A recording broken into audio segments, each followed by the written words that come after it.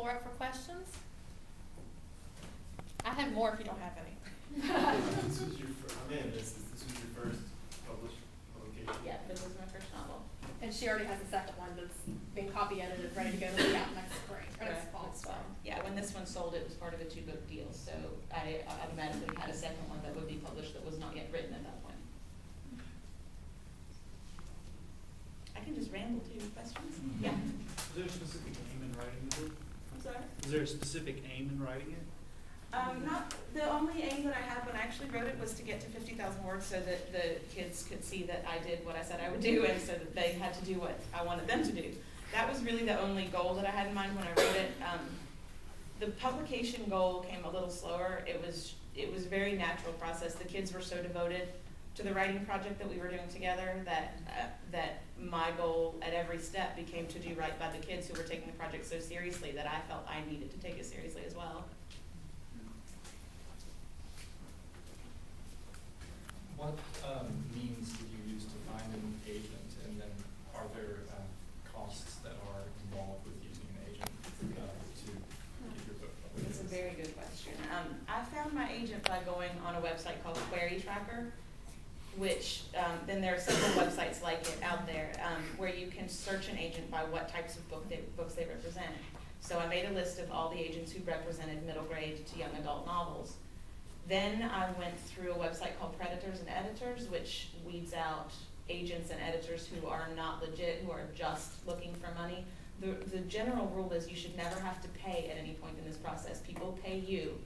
The saying is that money flows toward the author, not away. So an agent gets paid when they sell your book, and they are paid a percentage of what you earn from that book, which is oftentimes a lot higher with an agent than it would have been without. So it's a very good investment. But no, I didn't have to pay at any point. I queried agents.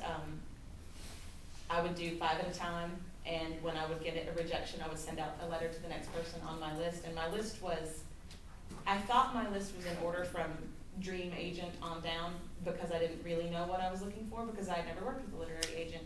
I ended up with an agent who's just perfect. We're a perfect fit, and so I was lucky in that respect. But it was just a process of querying, and she asked for the full within a few hours of me sending her the query letter, and then within a week she could call to offer representation. Yeah. Did you get any voice in choosing the cover, illustrations, something like that? That's a good question. I did have some input on the cover. I didn't end up using that input. They sent this cover, and I loved it. I thought it was perfect. So I didn't end up asking for changes, but I was given the option. I was given some input with the understanding that it is the publisher's final say. Tell me what you're working on, the title thing. The title, yeah. My publishing house is really good about involving me in things, even if it's not something that's in my contract that I'm supposed to have input on, like titles. We are currently on about our 10th title for my second book, which is why I can't tell you the title today, because I don't know. It may or may not be called Body of Water, so if that book appears on the shelves in fall 2011, that's probably it. So even if it's something that authors don't always have input in, my publishing house is wonderful to involve me in decisions. I mean, they don't want to take the book and make it something that I don't love and that I don't recognize. I guess I have good questions. More? Sean? I have a question. You mentioned in your reading earlier today, this morning, that you weren't, that you kind of selected children's literature as the category just because you imagine yourself as a teacher writing with that age group. But do you imagine yourself as a children's lit author, or do you see yourself expanding out of that? I mean, just as someone who's interested in studies children's literature, I'm kind of interested in your intent. Right. Honestly, I'm happy where I am in children's literature. Those are the books that I read, and they're the books that I teach. They're the books that I enjoy the most. So I really don't picture myself writing outside that genre, because I don't read outside of it. Yeah, I mean occasionally, but that's not something that I read a lot. This is the category that I'm happy in. Let's talk about your work as a special education teacher and how you came to that. That's interesting.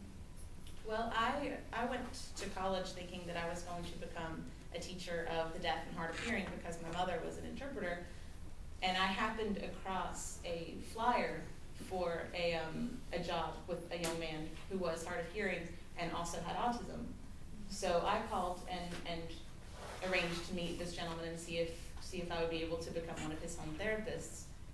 And once I was working with this young man, I was just taken with him and with the work and with the program, and ended up getting involved in applied behavior analysis through that program. And I'm so lucky that I did, because it wasn't something that I had heard of, and it wasn't something that I'd ever seen as a career goal.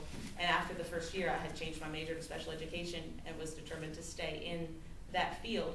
Meanwhile, my niece was going through a process of incorrect diagnoses for whatever it was that she had, which turned out to be autism. So it's almost, it felt very much like a right decision, especially once that development occurred. I don't know if you answered this question earlier. It's written in first person. How did you come to decide? I think first person is probably harder to write in than third person is, because of the tenses and all of that. What made you decide to do first person? Had you thought about third person?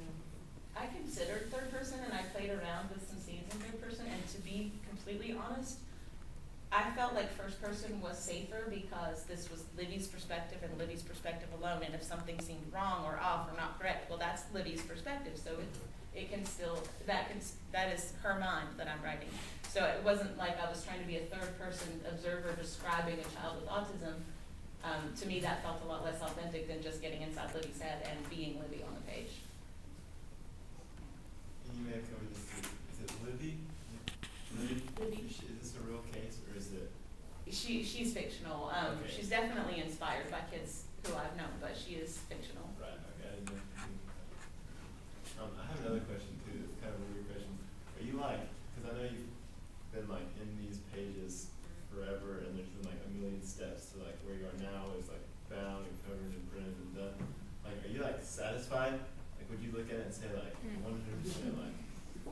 I love Perfect. that question. I love that question. I would say I'm probably 95% completely satisfied.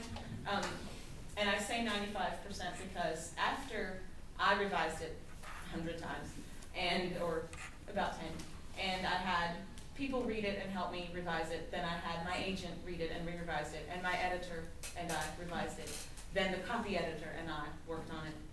Then the editor came back to it, the managing editor also had a say at this point, the proofreader had a say, and after we had gone through the entire thing, and it was published and it was out in the world, my best friend slash nemesis from high school called and said, hey, there's a typo in that book. So I don't think you can catch all the errors, but I kind of like having errors in it because it's mine and it's real. That almost makes me feel like it's more real than if it turned out perfect to my eyes. What kind of revisions did you end up making when you went from?